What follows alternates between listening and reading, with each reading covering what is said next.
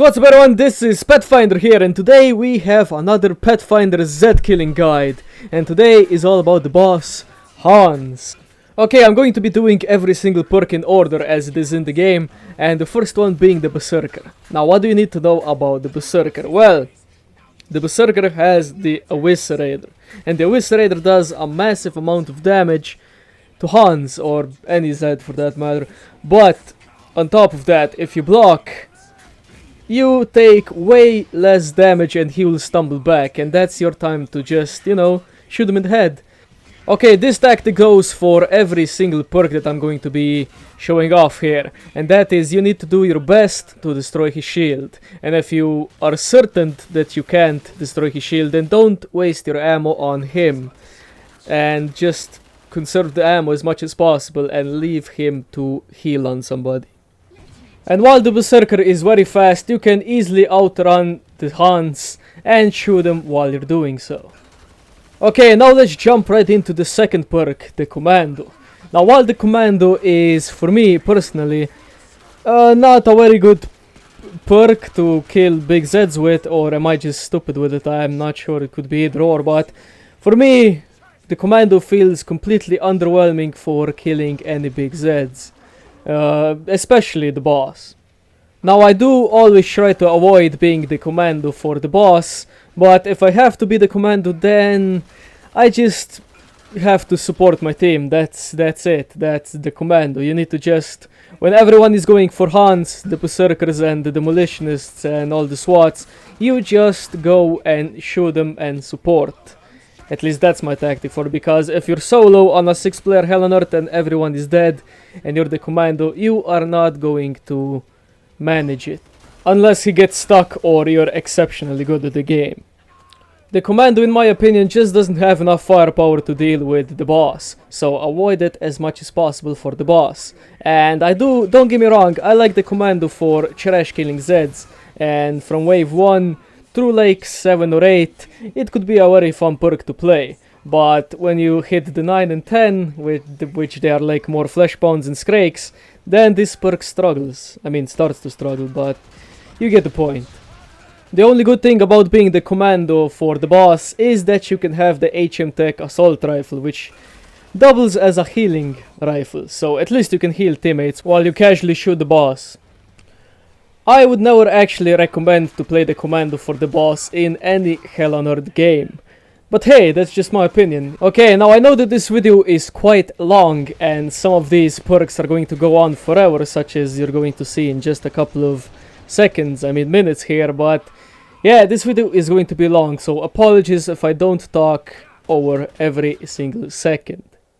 Okay, now let's jump right into the support specialist, or the support as it's called in Killing Floor 2, but the support can carry a lot of weight, which means you can carry both the AA-12 and the RPG. At least that's how I like to play it, but you can actually play it with the boomstick or the AA-12, or you can even have SG-500 in there, but you can play with a lot of different combinations. But the only combination that really suits my playstyle is to be having the RPG and the AA-12.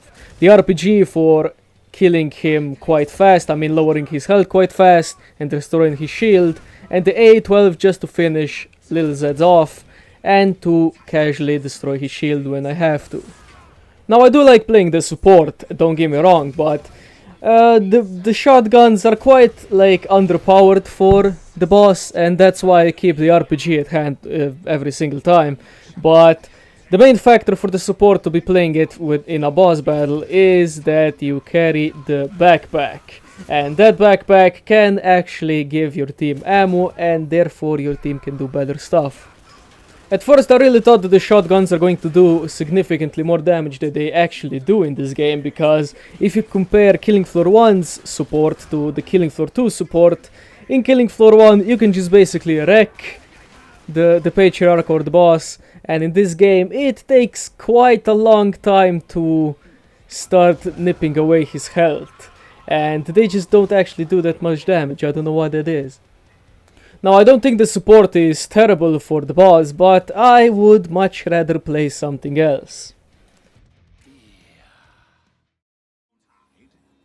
Okay, now let's get to the field medic.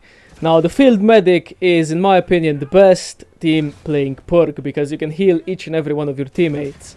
But when it comes to sheer firepower, this perk just doesn't have anything, and therefore you need to go and scavenge your teammates, for your dead teammates that is, for weapons, and use those weapons to kill the boss. Now there's a lot of good things for the field medic, such as the healing grenades. You can constantly heal yourself and run away from the boss, and you have the fast recharge rate of your syringe, which you can actually just use over and over again so you won't get killed.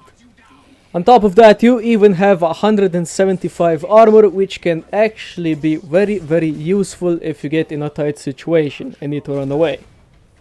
Now the best tactic I can give you for the field medic is to just know your maps and know where the ammo crates spawn, and just be constantly on the move, because if you stand still and try and shoot, you are going to be in a lot of trouble. The field medic just only relies on his mobility around the map. He doesn't have enough firepower in his medic guns, so to say, that he can kill the boss on his own.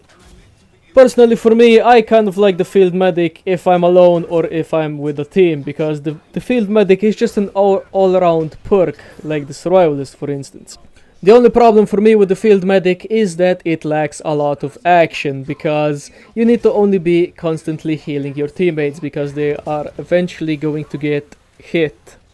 But when you're actually alone against a few big Zeds or even the boss, then the action just starts to build up, and that's where I like my field medic. Overall, I give this perk a thumbs up for killing the boss, and while you're killing the boss, it can actually still help out the team by healing them. So yeah, this perk gets a thumbs up from me.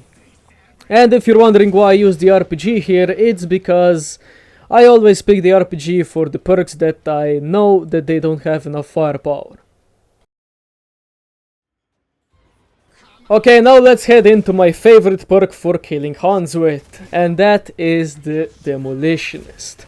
And why is this my favorite perk, you might ask? Well, it has the RPG, it does a massive lot of damage with the RPG, and it just destroys his shield and his life in just some seconds.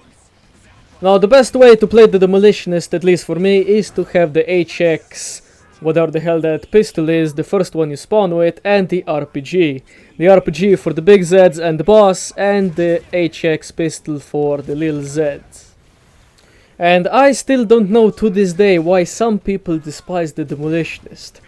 I actually would much rather play the Demolitionist instead of like something like a Firebug or let's say a Sharpshooter or something like that, because the sheer amount of firepower that the Demolitionist has, it's just unexplainable. It's just a fantastic quality perk for me.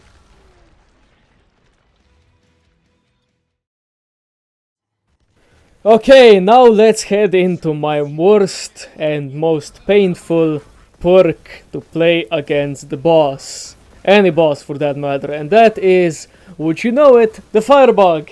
And just a disclaimer, I like the Firebug for every single Z-type besides the boss.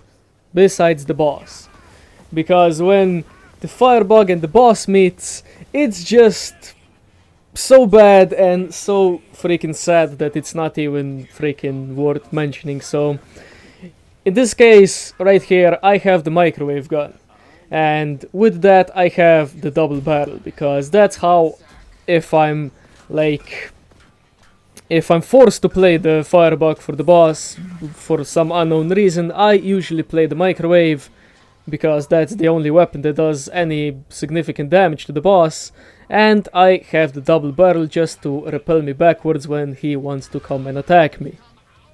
Now, why is the Firebug bad?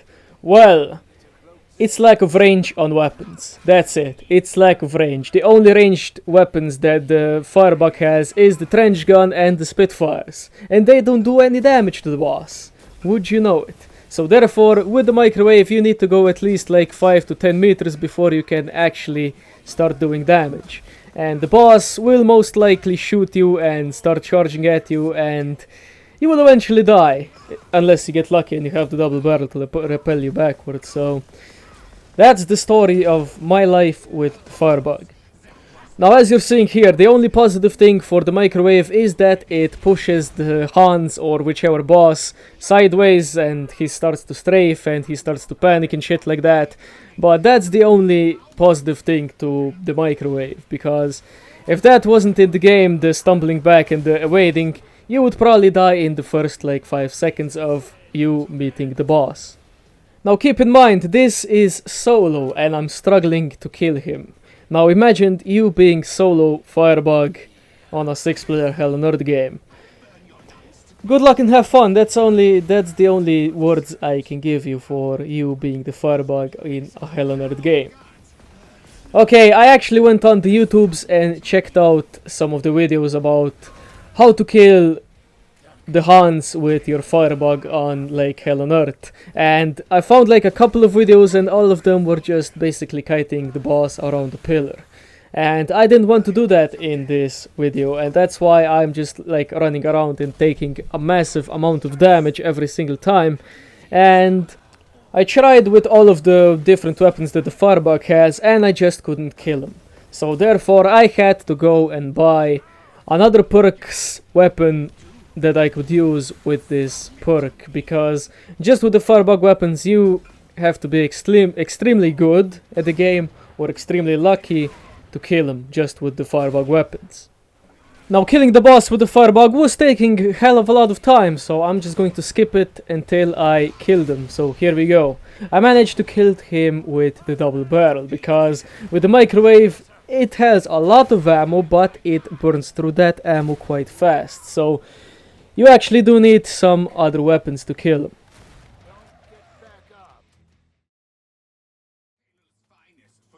Okay, now let's jump right into the Gunslinger. Now I'm going to rate the Gunslinger quite high on my top 5 perks for killing the boss with, and I'm going to reveal my top 5 on the end of the video. So yeah, what makes the Gunslinger good? Well, what makes the Gunslinger good is the Rack 'em Up skill, the level 10 skill, which is 5 consecutive headshots will do 50% more damage for like 10 seconds or something like that. And if you keep on shooting in the head, you are going to do 50% more damage with each and every one of your shots. Now that's quite a lot of damage to have. On top of that, the Gunslinger is quite fast and can carry 3 different dual-wield weapons, and that's quite awesome if you find like an ammo crate somewhere, because the ammo crate will reload all 3 of your dual-wield weapons. The other neat feature about the Gunslinger is the level 20 skill, which is headshot with perk weapons will slow Zeds down by 30%, and that could be quite useful for your whole team, because if the boss is slowed down, then everyone can shoot him much faster and much more accurately, because he won't just be running around all over the place.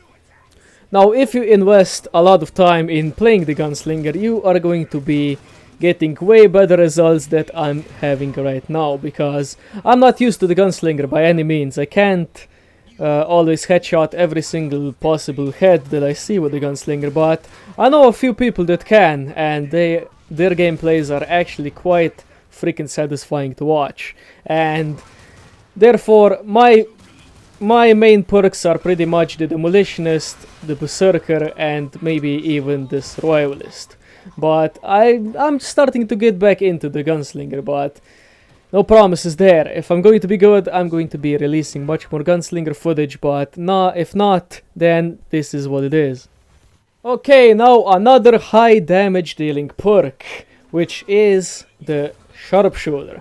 Now with the Sharpshooter, I always, for the boss, have the Railgun and the Magnum, because those 2 weapons, they just go well together. But you can argue that you can use the crossbow and the EBR, they work good as well, but I mainly use the Railgun just because of its sheer firepower. Now the Sharpshooter is quite underrated in every single circumstance, and I do kind of get that, because I tried playing and it just doesn't fit in anywhere, because it's just too, like awkward to play, because you need to always be so freaking accurate with your shots, and Klotz and other Zeds are just jumping all over the place, so I mean, if you get good with it, then why not? It can be good, but if you're not, then you are going to struggle with this. And not to mention the ping on the servers, that can interfere with headshots as well. I only recommend playing the sharpshooter on a straight, wide open map, such as like the farmhouse for instance.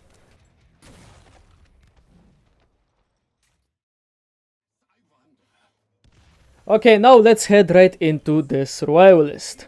Now, the Survivalist is quite a complicated one because everyone plays their Survivalist differently. But I'm just going to tell you how I personally like to play it for the boss. Now, for the boss, some people use the railgun, some people use the A12, and some people even use the microwave, which I don't know why, but okay. But I always use the RPG and the double barrel shotgun. Now, why do I use those two guns, you might be asking? Well, firepower and evading and getting away fast. Because with the double barrel, when the boss wants to come and hit you, you just jump back and you get repelled backwards. And that can give you enough time to just get away from him or get on top of like a edge or something, which you can repel yourself upwards. And yeah, the double barrel is just a good all-around weapon to have.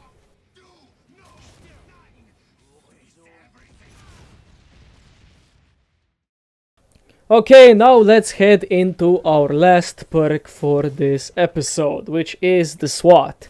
Now with the SWAT, you can argue that you don't actually need the RPG, but in my opinion the RPG and the Vector are the way to go for this perk, for the boss at least. Because up until the boss, I don't use anything else besides the Chris SMG, the P90 and the MP5, because those three weapons can do just fine up until the boss. And for the boss, the P90 and the MP5, they just don't do a lot of damage. And while this perk has high rate of fire guns, the boss is going to evade or block your shots in every single way. Now you might be asking yourselves, why don't you just throw your stun grenades and stun them and then just shoot them in the head like you did with the Fleshbound or the Scrake? And the answer is simple. This guy just doesn't want to get stunned, because when you throw the stun grenades and he's trying to do like his pistols or trying to charge or something like that, the stun grenades won't work for some reason. And that can be a major downfall. Now the SWAT just works in the similar way as the commando does, or even like the support does. You just need to go and support the team if you absolutely have to be the SWAT for the boss. The only thing that the SWAT has going for it is its armor, and if the boss tries to go and punch you for a little bit instead of your other team, you can at least withstand a few hits, unlike the commando, support or even the Firebug. Okay, there is not really anything much else to talk about for the SWAT. Now I'm going to tell you my top 5 favorite perks for dealing with the boss. And here we go. The first one, the Berserker. The second one, the Demolitionist. The third one, Gunslinger. Fourth one, Sharpshooter. And the fifth one, Survivalist. And all the other perks, I just don't even bother playing if I'm ever in a boss battle.